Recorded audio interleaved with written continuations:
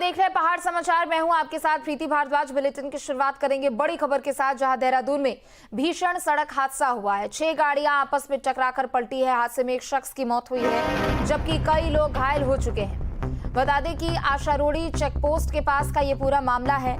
Sales tax कर्मी checking के लिए वाहन रोक रहे थे कि अचानक ब्रेक लगने से कई वाहन आपस में भिड़ गए।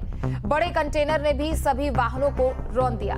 राजधानी देहरादून में बुधवार देर रात एक बार फिर से बड़ा हादसा हुआ है। यह हादसा थाना क्लेमटाउन क्षेत्र के अंतर्गत दिल्ली हाईवे पर आशारोड़ी चेकपोस्ट के पास हुआ है।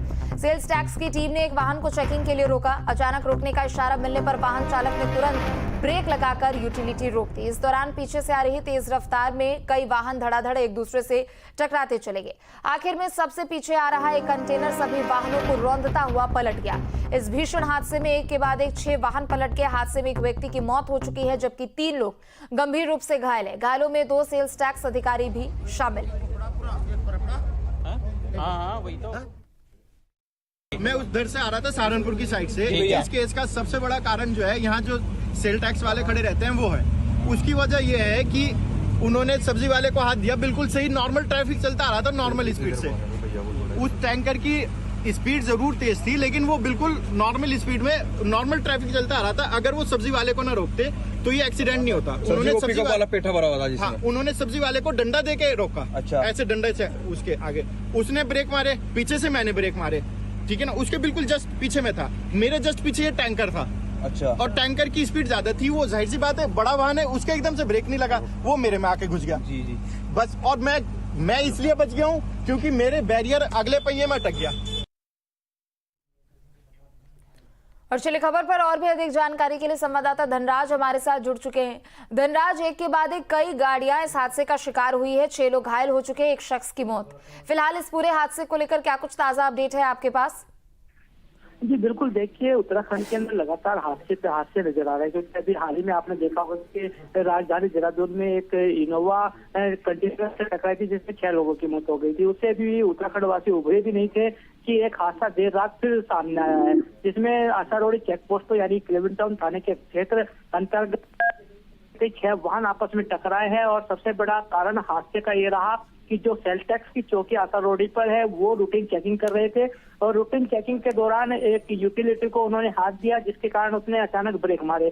और अचानक ब्रेक मारने के कारण ही कहीं ना कहीं एक से एक वाहन भिड़ते चले गए। और जो सबसे पीछे कंटेनर आ रहा था, उसने पूरे वाहनों को कुचलते हुए वो पलट गया, और जिसमें एक शख्स की मौत भी हो गई है। और कई लोग इसमें घायल हैं, जिसमें सेल टैक्स के कर्मचारी भी कई घायल हैं, जिनको अस्पताल में भर्ती कराया गया है। अभी पुलिस कहीं ना कहीं इस पूरी मामले में कहा जा सकता है कि जांच कर रही है कि आखिर ये पूरा हादसा क्यों है। लेकिन जो शुरुआती दौर में पता लगा है वो यही है कि जो सेल टैक्स की चेकिंग चल रही थी, उसी के कारण ये बड़ा हादसा यहाँ पर हुआ है।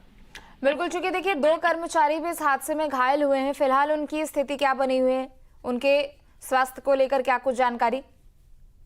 जी बिल्कुल, देखिए 2 कर्मचारी भी इसमें घायल हुए हैं सेल टैक्स के। उनको अस्पताल में भर्ती कराया गया है। हालांकि डॉक्टर के द्वारा बताया गया है कि वो खतरे से बाहर है, लेकिन उनको चोटें आई हैं। उनका इलाज लगातार अस्पताल में चल रहा है।